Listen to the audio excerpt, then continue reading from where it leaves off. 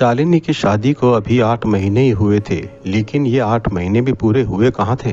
सुहाग रात के बाद कुछ दिन फिर अचानक पति अभय ने कहा, काम मिल गया है शहर में, 2-3 महीने की बात है, फिर तुम्हें भी बुला लूंगा। पर वो 2-3 महीने अब 6 महीने बन चुके थे।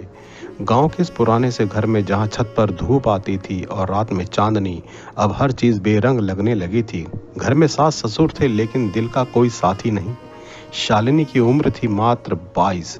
रंग रूप ऐसा कि मोहल्ले की कई निगाहें छतों से उसके सूखे कपड़ों से ज्यादा उसके बदन की सिलवटों पर अटकी रहती। अभय कभी कभी वीडियो कॉल कर लेता, कैसी हो, खाना खाया। शालिनी मुस्कुराकर हाँ कहती, लेकिन वो मुस्कान उसके चेहरे तक सीमित नहीं रहती, दिल तक भी नहीं पहुंचती। हर रात उसका दिल पूछता, क्या इतनी जल्दी कोई औरत पत्थर बन जाती है। वो अकेले कमरे में बैठी तकिए से लिपटती, पंखा झूलता रहता और उसके अरमान हवा में उलझ जाते। मोहल्ले में जब किसी नव विवाहित जोड़े को बाइक पर जाते देखती या रात में किसी के घर से पति पत्नी के ठहाके सुनाई देते तो उसके भीतर कुछ और भी गहराई से खाली हो जाता। वो जानती थी कि ये सिर्फ देह यानी शरीर की बात नहीं थी, उसे किसी का साथ चाहिए था, बातें करने के लिए, देर तक थामे रखने के लिए वो बाहें जिनमें वो खुद को भूल सके।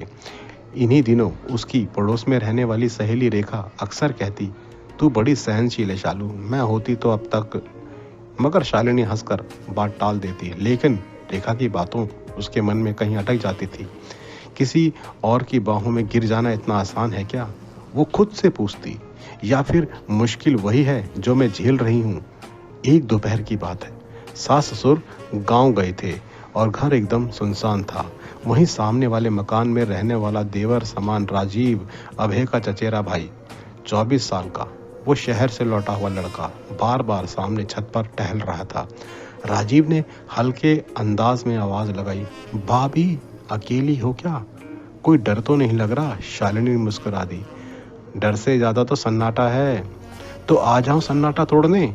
वो बात यूं ही मजाक में कही गई, लेकिन कुछ देर बाद सच हो गई।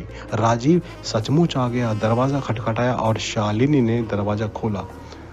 देवर के हाथ में, राजीव उसके हाथ में जो था, आम के पन्ने का गिलास था। भाभी गर्मी बहुत है, ठंडा पी लो। शालिनी ने गिलास ले लिया, उसकी अंगुलियां राजीव की अंगुलियों से छू गई। तुम्हारी आंखें कुछ पूछती हैं भाभी, और होंठ कुछ कह नहीं पाते।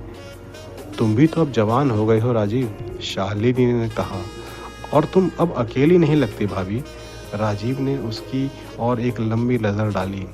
कमरे में पंखा घूमता रहा। गर्मी से ज्यादा अब शालिनी को अपनी धड़कनें सुनाई देने लगी थी।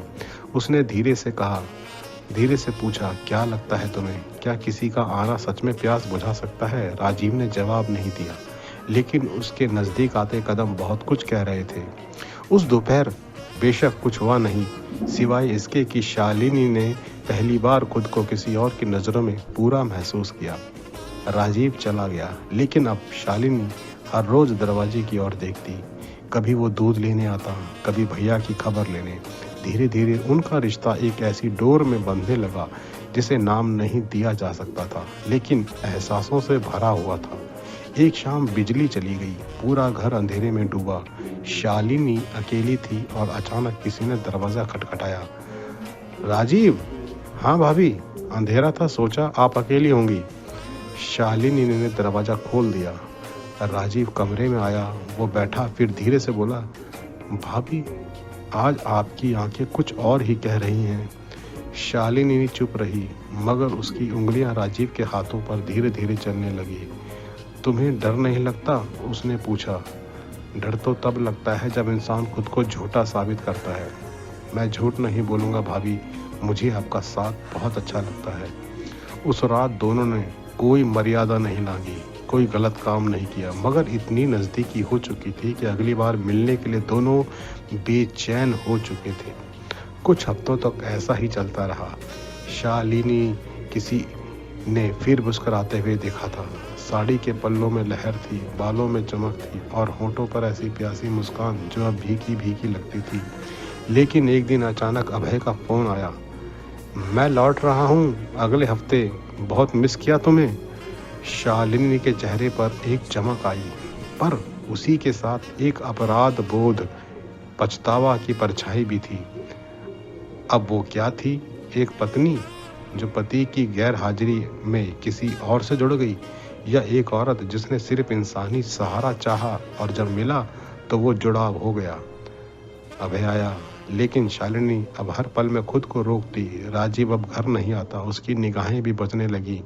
सब कुछ बदल चुका था। एक शाम शालिनी ने खुद से पूछा, क्या किसी का आना वाकई प्यास बुझा सकता है?